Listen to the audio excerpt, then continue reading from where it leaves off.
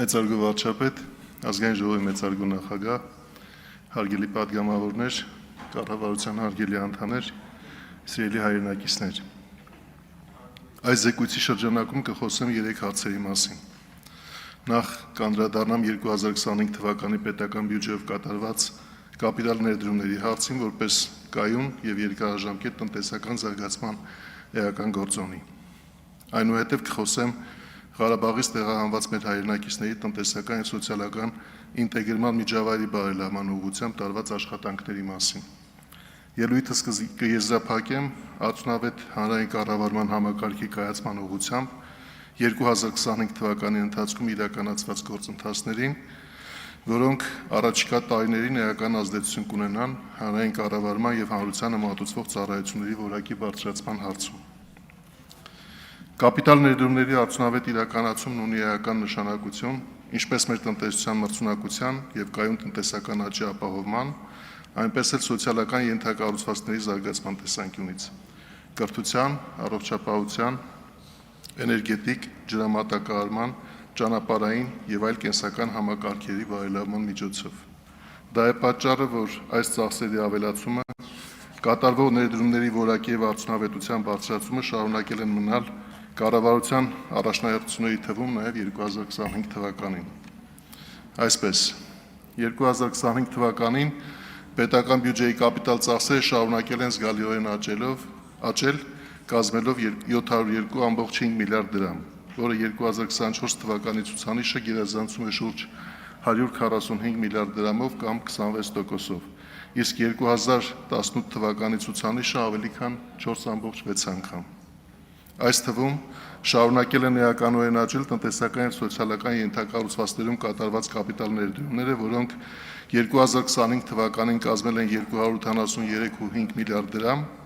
2024 թվականի ցուցանիշը գերազանցելով ավելի քան 58 միլիարդ դրամով։ Կարևոր է նաեւ նշել, որ այս ցուցանիշը 3 անգամ ավելին է, քան նույն ուղղություններով 2018 թվականի կապիտալ ծախսերի մակարդակը։ Եթե տարվա ընթացքում կատարված տնտեսական եւ սոցիալական ենթակառուցվածքներում կապիտալ ներդրումներին գումարենք նաեւ սուբվենցիոն ծրագրերով համայնքների զարգացման ուղղված կառավարության համաֆինանսավորման հատկացումները, ապա կարող ենք արձանագրել, որ պետական բյուջեից ֆինանսավորված կապիտալ ծախսերի հանրագումարը 2025 թվականին կազմել է 321.1 միլիարդ դրամ, որը նախորդ տարվա նկատմամբ ավելին է 24%-ով։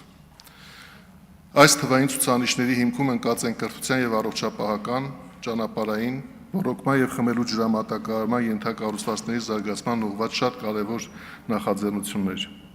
Ժամանակի սղության պատճառով բոլոր կարեւոր հարցերի մասին մանրամասնորեն խոսել հնարավոր չի լինի, սակայն կանդրադառնամ դրանցից ամենահիմնականներին։ 2025 թվականի կապիտալ ծախսերի կարևոր ուղղություններից է եղել կրթական հաստատությունների, մասնավորապես 300 դպրոցների եւ 500 մանկապարտեզների կառուցման եւ նորոգման ծրագիրը։ Այս ուղղությամբ 2025 թվականի պետական բյուջեով փաստացի ծախսվել է 119 միլիարդ դրամ, որը ներառում է նաեւ սուբվենցիոն ծրագրերով կառավարության համաֆինանսավորման արժեքը,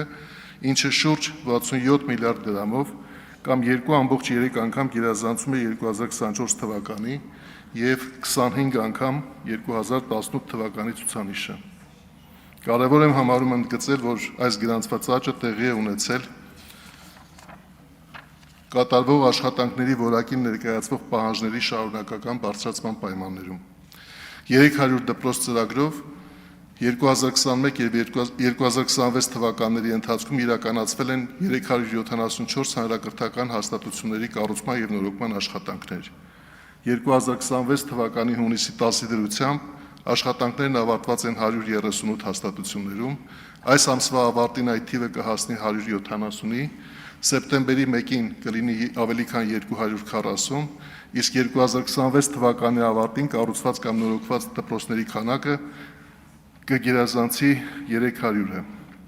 Ներկայումս կառուցման մեջ գտնվող 74 հանրակրթական հաստատություններում շինարարական աշխատանքները կավարտվեն ոչ ուշ քան 2027 թվականի ընթացքում։ Այս 300-ից ավել 74 հանրակրթական հաստատությունների կառուցումը մեր դպրոցաշինական ծրագրի այն մասն է, որով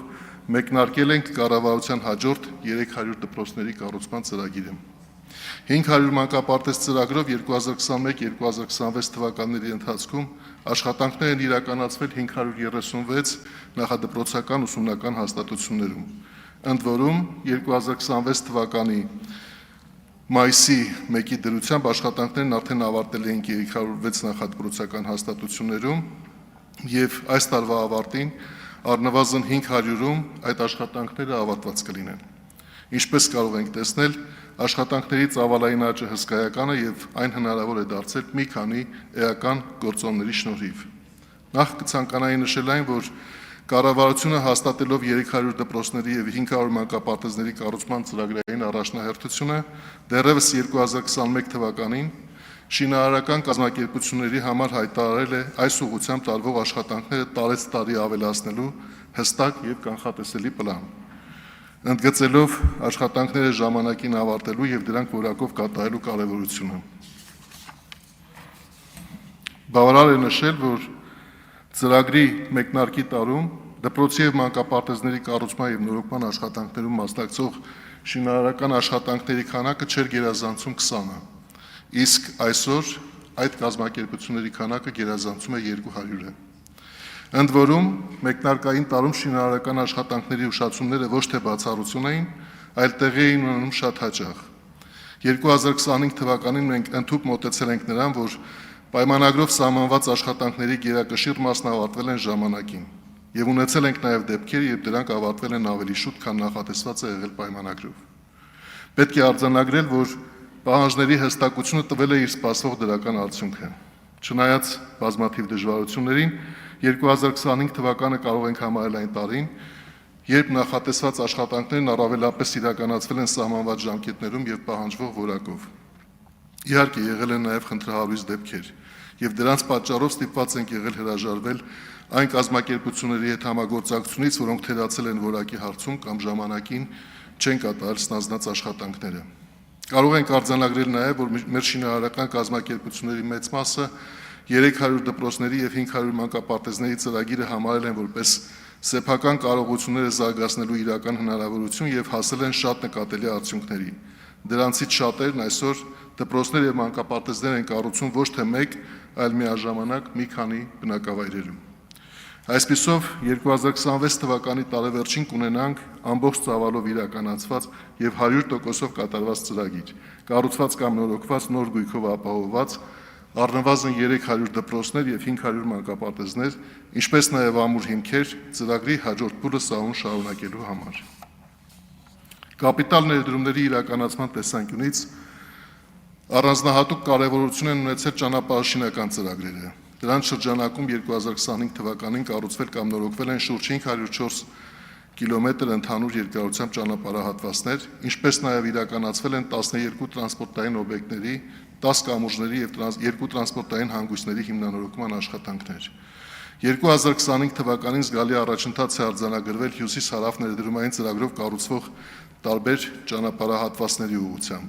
Մասնավորապես ավարտվել եւ երթևեկության համար ամբողջովին բացվել է աշտարակ Գյումրի մոտ 84 կիլոմետր երկարությամբ ճանապարհահատվածը։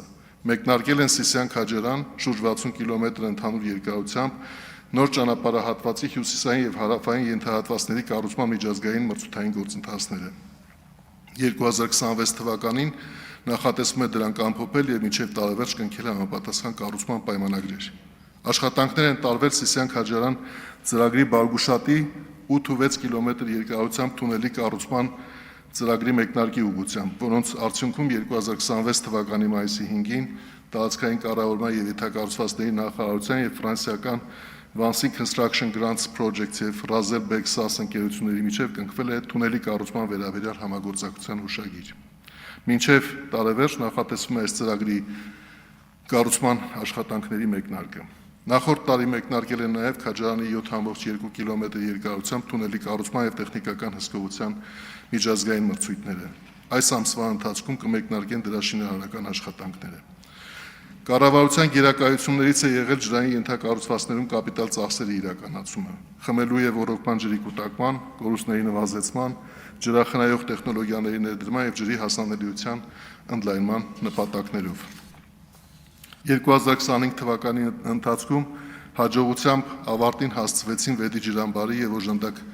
կառուցվածքների կառուցման ֆիզիկական աշխատանքները եւ մեկնարկեց ջրամբարի ջրալցման գործընթացը։ Այս պահին ջրամբարում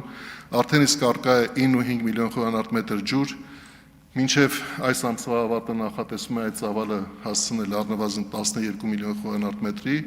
որը ջրամբարի հզորության 40%-ն է։ Ուզում եմ նաև պարզաբանել, որ շահագործման մեկնարկը փուլային գործընթաց է, այն տեղի ունենում աստիճանական կարգով, որովհետև այդ ինժեներական կառուցվածքը պետք է հասնի